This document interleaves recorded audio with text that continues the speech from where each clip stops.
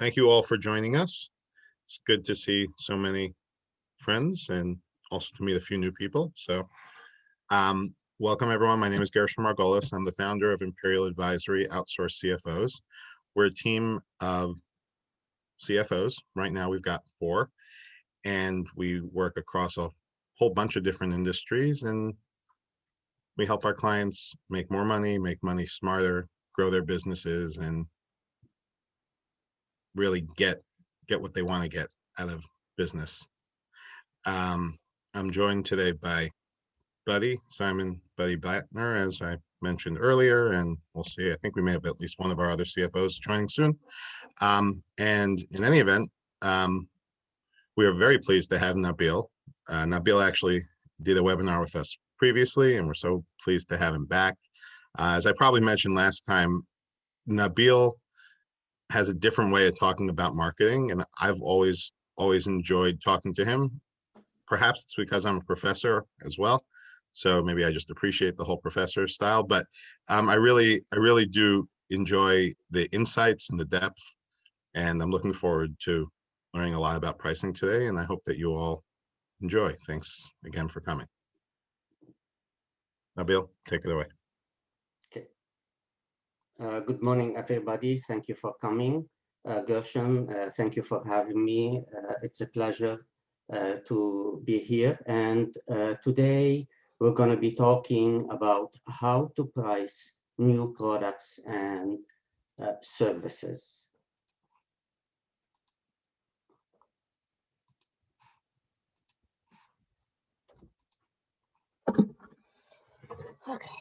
Okay, so just to give you, a quick overview, my background is mainly in global marketing and domestic marketing, which I've been doing for the last 38 years. PPI was established in 1992, initially as an export company.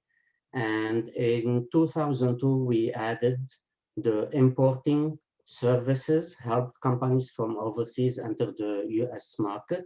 And in 2005, we added the consulting in import-export and also in domestic marketing.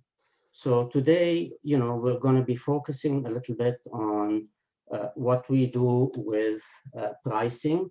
And before, we get into that, I just want to share with you some of the consequences of not paying attention to price. 90% of new products introduced do not even make it to the shelf. They basically fail at the wholesale distributor level. They are rejected. And only 12.5% of companies, small, medium, and large, actually have a marketing plan and use it.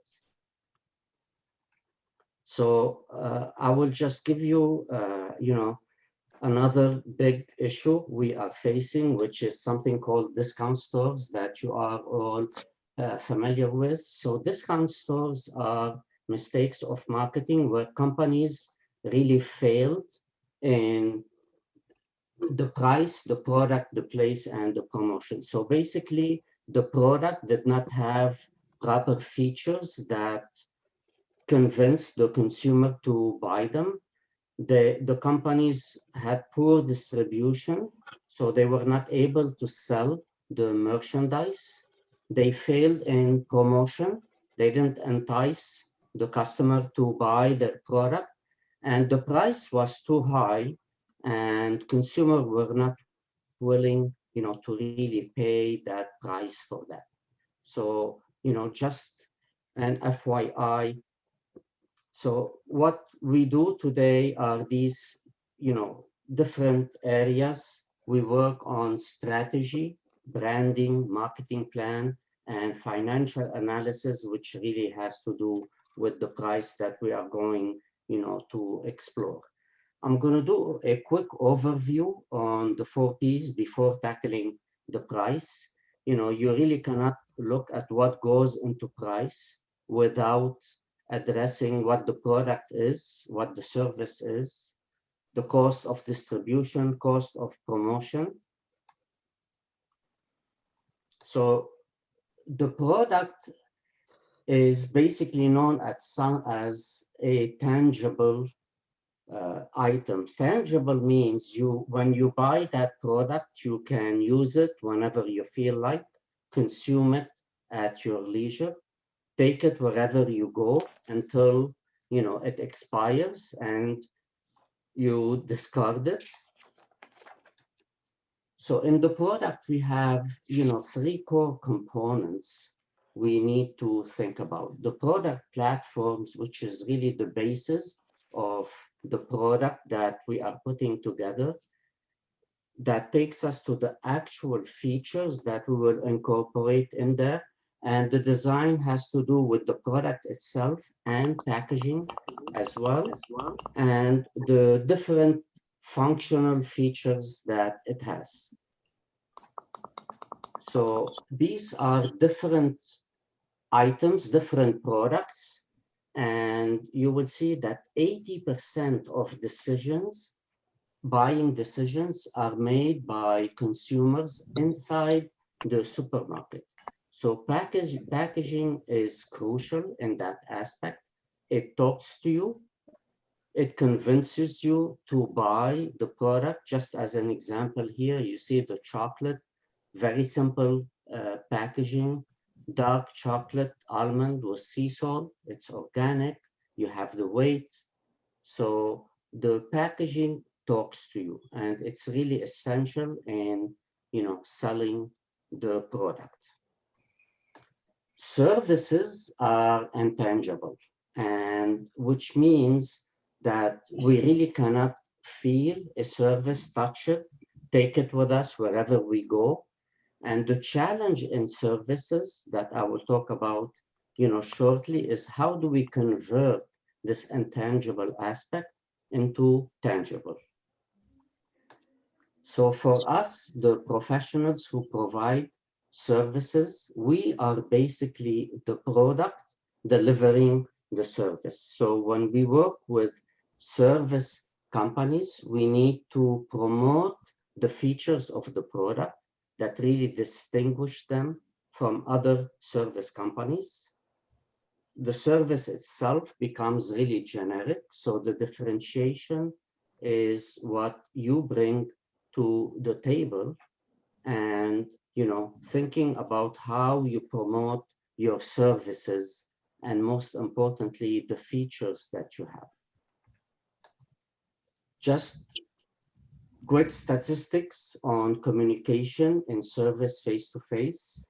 Over 55% of body language is communication, 35% how you say the words, and only 10% the actual words themselves. So services are really challenging to succeed, to succeed in delivering them. So when we train our clientele's customer service departments, we really explain these four core elements of service. Number one, it's intangible. So customer service need to keep in mind how to convert that into tangible, how to focus on the experience that consumers have. It's inseparable.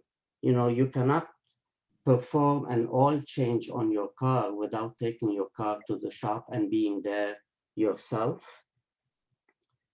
Perishable, if you're going away for the weekend in a hotel, it's only during that weekend, and after that, that service, is gone, it expires, it disappears.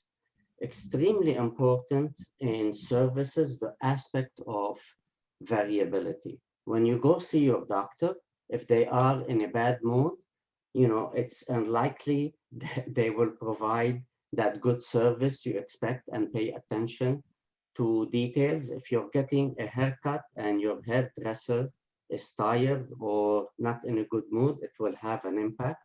So we need to keep that in mind when working with our customer service and training them on the professional aspect.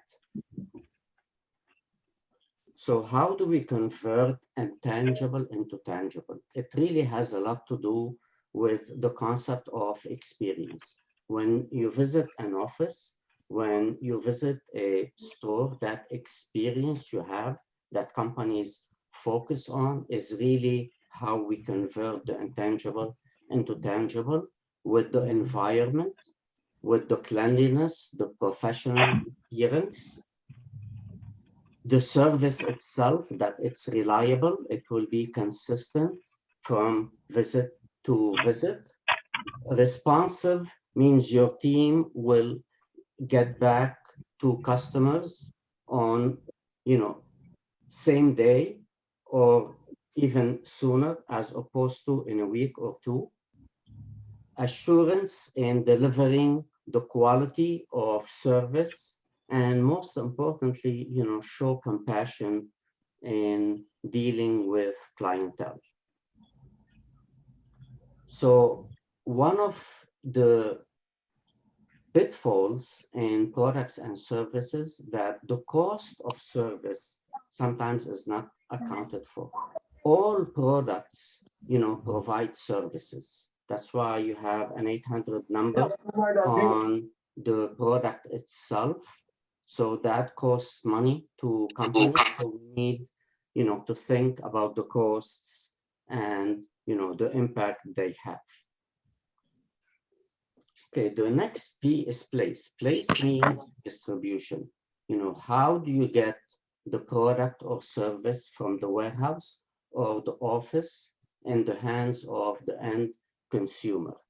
So what companies do in general, they break down that target market. For example, if it's 10%, they take that 10% and they break it down in smaller pieces, organize them in similar customers that have similar needs and target them.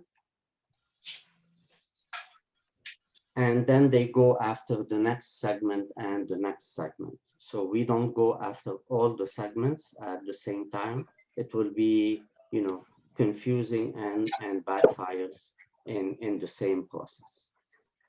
So cost of distribution really involves the distribution channel, meaning the cost that you spend on wholesalers, distributors, and retailers in the delivery aspect that we need to account for in the P of price. So promotion is a big expense for companies. It becomes really fixed, and promotion is really what convinces the consumer to buy the product. And you see here, Zoom really has nothing to do with the Zoom we are on. It's a whitening for the teeth. So in promotion, we have, these key different sectors we focus on, and they have evolved over time. Personal selling in the 70s and 80s focused on people going out, following up by phone. And then we added letters. And then with the changes in technologies, we had emails, we had texting, and so on. So we incorporate different elements as things change.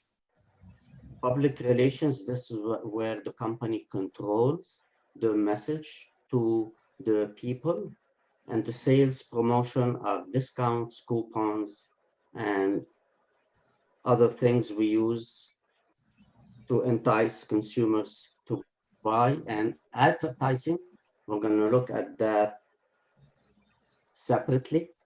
So that's an example of personal selling. This is an ad that says real estate is all about personal selling. And I added, so is every service.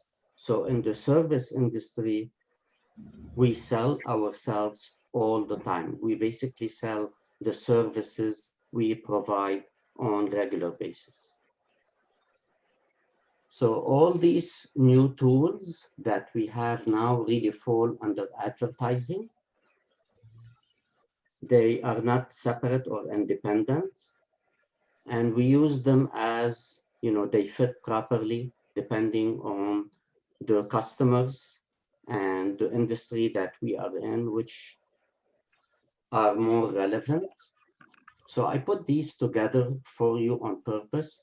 Print ad are still very powerful. Print is still according to statistics, the number one medium in promotion, and especially today in the virus environment. Mailing campaigns have been very intensive and successful for companies in reaching their clientele. People look at their mail today more so than any other time. So the cost of advertising, varies. For medium to large companies, it ranges from 9 to 12%. For small businesses, it really goes from 2 to 5%. And that needs to be allocated in the price as well. Just to give you an idea of how expensive advertising is.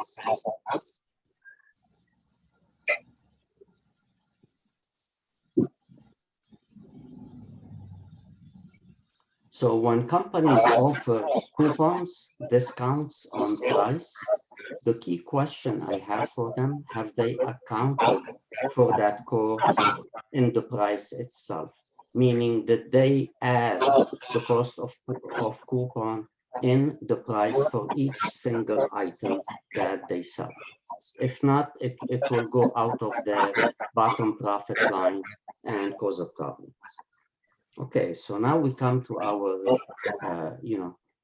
big task of the day, pricing. So price is, simply what you pay for the product that you buy or the service that you buy, expecting what we call features, what the product offers or service, and benefits, what you get out of it for that money that you put out there. So the role of price, guys, is to cover the costs of all the four Ps. It has to pay for the cost of product and service. It has to pay for the cost of place, the cost of promotion, and the cost of price, which is the profit that you plan on making. So when we look at pricing, the first thing we do in the strategy aspect with our clients is ask these questions. How do you plan to position yourself in the market and why? Who will you compete against and how? What is your value offering in your product or service? And I'm going to give you answers to all these questions in the coming slides. I just wanted to put it out there, food for thought. So the first things we look at is, when we think of pricing, is competition. What are competitors selling similar products or services with similar features and similar benefits in the marketplace? When I say similar, it means basically identical, and if we have additional, that becomes a competitive advantage in that aspect. So the second component that helps us in determining what price, what range to be in, is what the market can take. So the price floor means the lowest price for that product or service versus the highest price. And when I'm talking about price, I'm also thinking of the actual product or service, the distribution and promotion, all combined together. We really don't work on one P without the other. Your fixed and variable cost means we review your income statement for the year and look at the expenses that you have in the business. The cost of coverage, that geographical area you decide to sell your product or service in, the cost that you will incur and how much revenues, sales you think you will get out of this. So value, we will be talking about that shortly, but just to give you an idea of what we work on in value.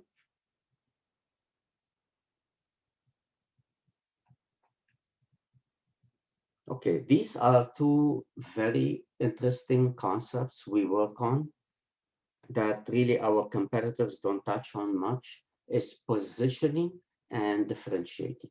So positioning means who you're going to be competing against price-wise, product-wise, service-wise in the marketplace.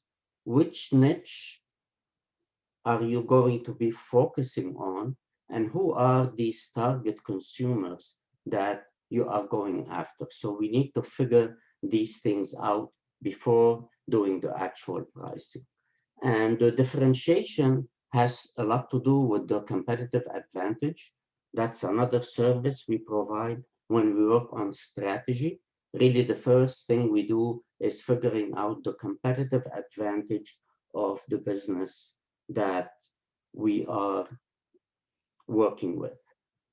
So the value offering is a key and differentiation point, is something that the competitors cannot easily copy or imitate. And it's really crucial for the growth of the business and sustained profit over time, as you have that value and consumer buy it, and value is also tied to the experience that clients have, customers have in the actual product and or service. So charging a price really has a lot to do with the positioning in the market and how you will compete. Again, key components in the pricing strategy that we address and work on as well. So I'm going to give you very specific examples to explain positioning. These are retail prices. Usually in products, when I say the retail price is $1.99, it means the price the company sells at is $1. We really allow 100% markup for the wholesaler, distributor, retailer, including the cost of promotion, advertising, all of that, that has to be allocated in that dollar that we start at. So when we do positioning, we really go back to the actual product or service, figure out the features and benefits that are being offered, the geographical area that we are targeting, and who are the competitors in that specific sector, and what we are going to be doing promotion-wise. And whether we decide at the $1.99, $2.99, or $3.99, it's really based on the offerings of the products and or service. I gave similar example, in service as well. So before, finishing the price itself, the core question we ask is, who do you want to be when you grow up? Meaning, what are you going to be adding in new products or services in the next phase? So marketing plans look at 5-year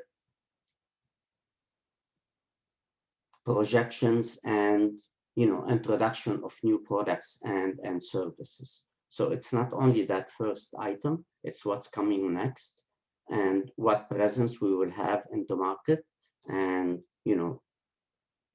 what we will be adding in revenues as well. Okay, these are just generic different products that I put together. And the point here I wanted to convey that each item is a separate product, even if they are introduced by the same company, even if they are close in pricing, they all go through the process of introduction, positioning, differentiation, figuring the price. They all have different consumers and different markets that you are targeting. Okay, so getting into the bits and pieces of price, the first part we look at is the physical cost of making the product or the physical cost of providing the service. The second aspect, the investment we've made in the business and or the loan that you took out and you're making payments on regular basis. The next are the fixed and variable costs. And when we look at these costs, guys, it's for the full year. And from the full year, we determine the cost per unit of the product and or service. So I gave just some examples, food for thought. Examples will be warehousing cost, shipping cost, selling expenses such as commission that you pay for salespeople, travel, other support costs depending on the industry that you are in.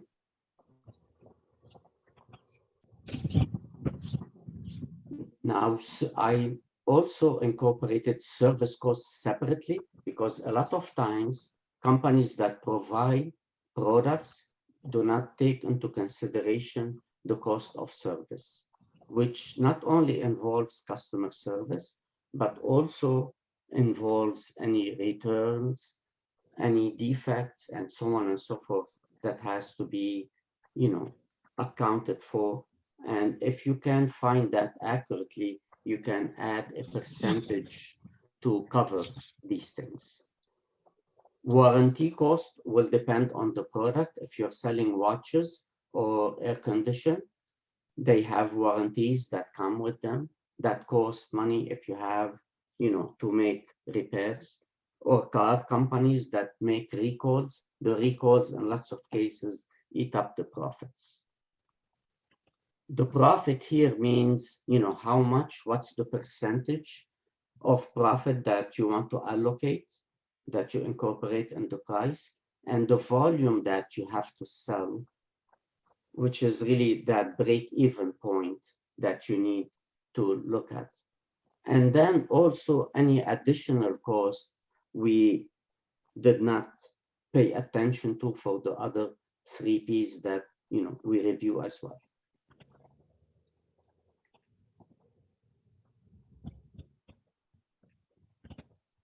So training is, part of pricing as well, and of course costs money, but the training for employees has to be on all the 4 Ps. We don't only focus on selling based on price, it will be a losing proposition. We also have to explain the value, deliver the experience, make sure that customers, appreciate the experience that they have, and promote that culture that as a small business, if you give back to local communities, if you do other activities, you communicate that on a regular basis. And especially today in the new environment we have, how do you deal with clients so that you make sure you have them, excuse me, that you have them on long-term basis. Lifetime customers are essential, meaning they will buy that product or service over and over again and come back, and also come back and buy the new products and services that you will be introducing.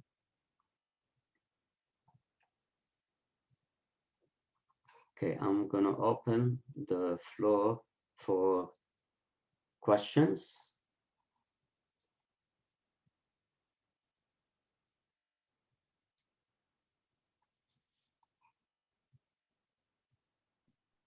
Bill, I have a question. Yes. How has the pandemic affected what you spoke about here today? Well, it had a big impact in a way. You can see, especially pricing today is getting to be very haphazard. I mean, I notice, especially in stores, every time you visit, the retail price is something different. They are not sure not because of the cost, but how much more they want to make in profits. And especially restaurants that are increasing their costs substantially as opposed to focusing on increasing the volume. So it has changed a lot of that. We see retail prices have jumped at least by 20% on the average.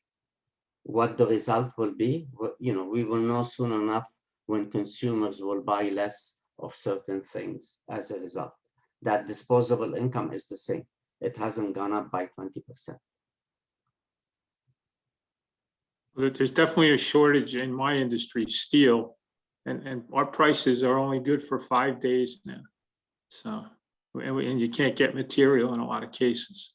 I think there is also a problem of mismanagement by companies when it comes to, looking at everything I spoke about today, especially in the supply chain end of it. From cost to delivery as well. Yeah, I'm curious, when you mentioned that the advertising budget was, I think I took a screenshot of it, 9 to 12% of the annual budget. And my question is very similar to John's when right now with the costs of, I think everything out of very distorted, what are you seeing? Do you think people are cutting back or maybe expanding a little bit? Well, it depends on the industry. Larger companies are more or less, in that same range. You still see that same advertising, on TV, on radio, online. But smaller businesses, have been cutting back. They really don't have that access as much. And in lots of cases, they also don't allocate budget.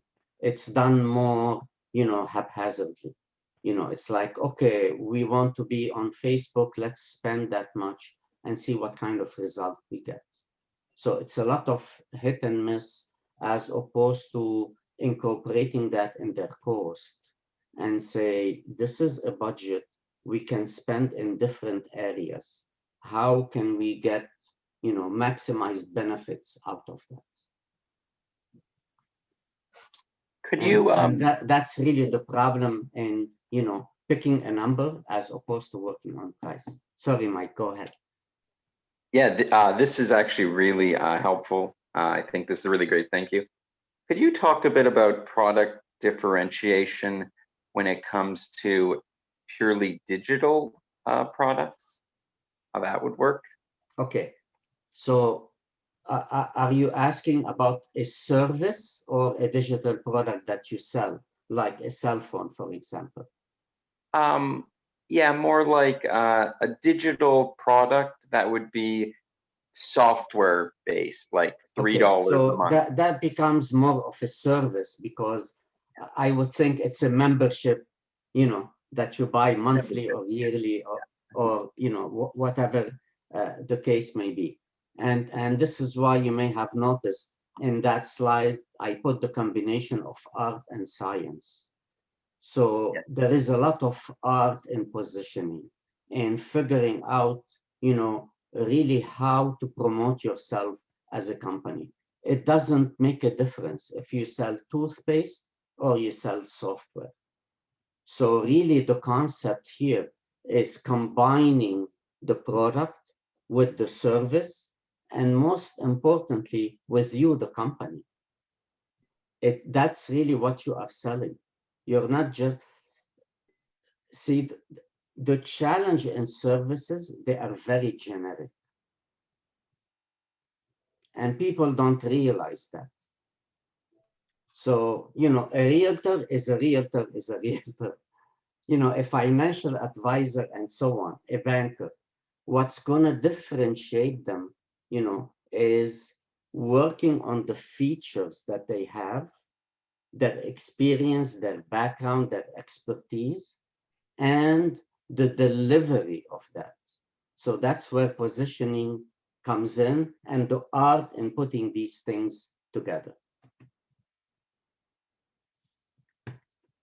Go ahead, Scott. I have a question, if I may. I personally believe that we are entering an inflationary spiral. And to John's point, I mean, Ford and GM literally announced a couple of weeks ago they'd be shuttering some plants temporarily because they can't get the semiconductors. As you were presenting, Coke, Procter and Gamble, they all started saying that they're raising prices.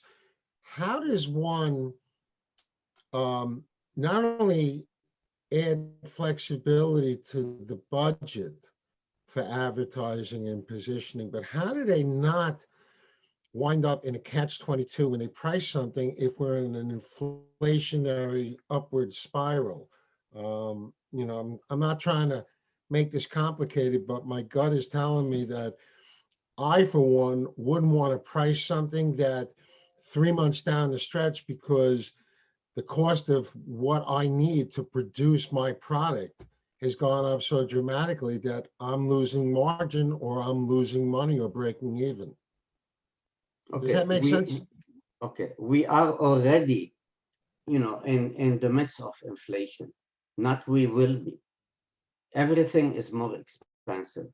Gasoline went up by 50%. We were below $2. We're almost at $3. Retail prices, have gone up 15 to 20% on the average on everything. What may happen, a lot of consumers may shift to private label. Private label is still very competitive. And that's how large companies will pay the price, by just raising as opposed to being competitive. Buddy, you had a question? Yes, thanks. The art versus science thing is something I've been talking about for a long time, but when I had my business, I tried to use my P&L to set the price. And for 2 years, I didn't get any business, didn't get any new business, because I was trying to make sure that I was covering all those things. And I hired a very wise sales manager who said to me, buddy, you don't set the price, the market sets the price. How do you respond to that in the context of trying to make sure that you're covering your costs, and were my costs just too high? Or do I just have a different expectation of what I'm doing? So can you talk about that for a second, and I'll mute? Yes, absolutely. Salespeople focus on price only. They want to sell and beat the competition. It doesn't work this way. If you want to promote your product or service, and you don't talk about how good they are, why they are better, and they're only cheaper, you're already, losing the battle before starting. So in order to compete on price, you have to interject value. So the value really takes away the discussion of price. You and I met, and I told you I've done export. My products were on the high end, more expensive. I've never discussed pricing. It was the last thing that ever, I would allow ever to come up. After they were convinced of the value, then you put the price on the table, it becomes very reasonable. Buddy, were you selling a commodity at the time, or were you selling something where you could have had pricing power? Or I was so it was complicated. I was selling special small parts that I was making overseas, but the customer perceived the product that I was selling, which was a bank with inventory, as a commodity.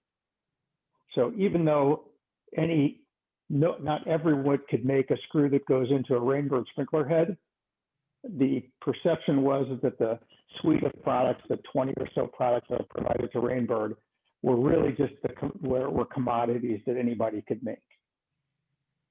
But it wasn't true, but they saw it as I was a supply chain expert, not an expert in making small parts.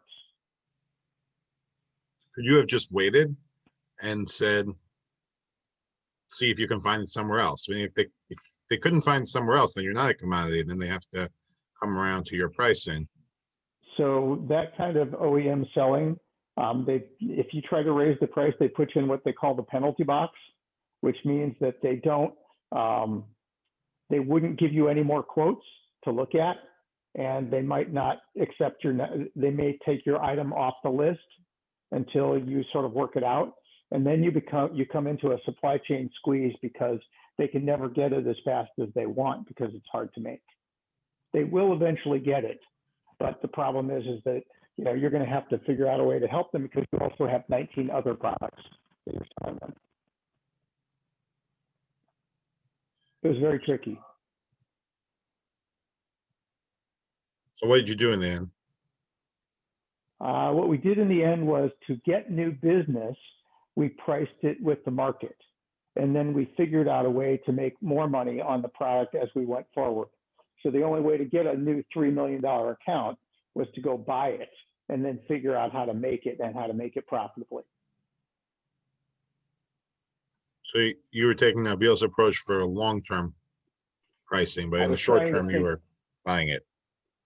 Yeah, I mean, we probably, let's say that we were making parts for a braking company in Yuma, Arizona. We might have taken that at a 5% overall margin when we needed 10. And then we said, how are we going to figure out how to get to 10?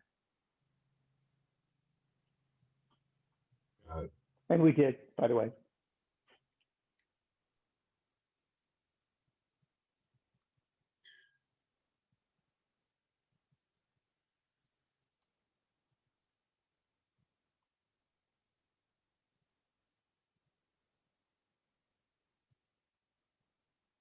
All righty.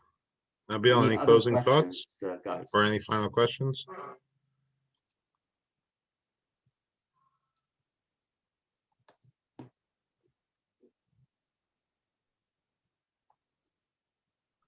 I'll share something. This is Diane.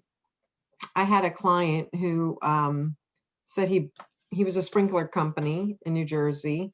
And when he advertised that he did a major commercial property in New York City, he said he started to get a lot more inquiries and he raised his price like double. He says, I can't believe how, doing one large project like that and bringing attention to it and let people know in his advertising that, that he was at that new level and he started to charge a heck of a lot more and he was killing it just from that one. So just want to know your thoughts on that, Nabil. If people are using, if they're able to, of course, using names of high valued clients that would bring them even, I guess more authenticity.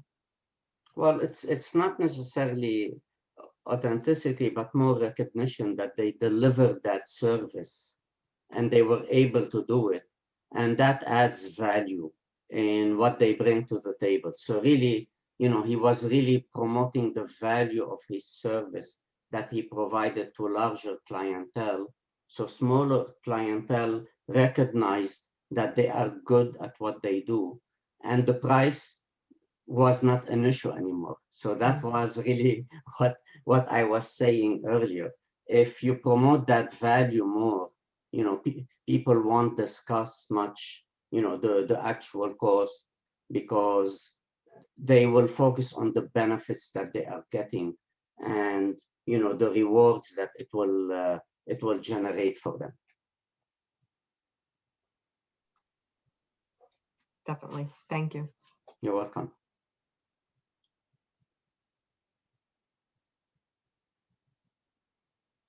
Any other questions, guys?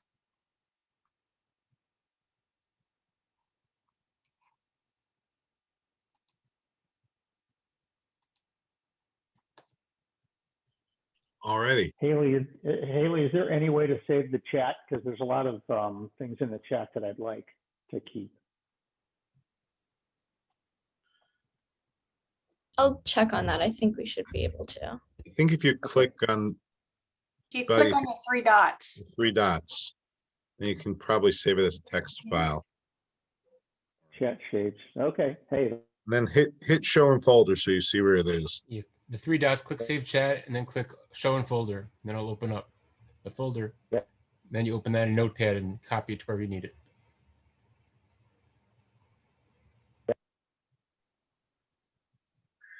All righty. Thank you all for joining us this week. Thank you, Nabil, for an Thank amazing you. webinar and for teaching us all a lot about pricing. I enjoyed it very much. I hope you all did. As I mentioned at the beginning, we're going to be having another webinar in 2 weeks where we'll have Buddy, who's one of our CFOs, will be speaking along with John Cosgrove, who's here, and Danny Kaplan, who is not here today, but who probably sent this webinar to a lot of you. Christian, and you're we're- talking about the one on May 4th? May 4th, that is correct. Okay, yeah, I got it, and I'm going to register. Thank you. Alrighty. Nabil, thank you very much. That was really very, very well done. Thank you. Thank you very much. Yeah. Thank you all and have a great day. Thank you.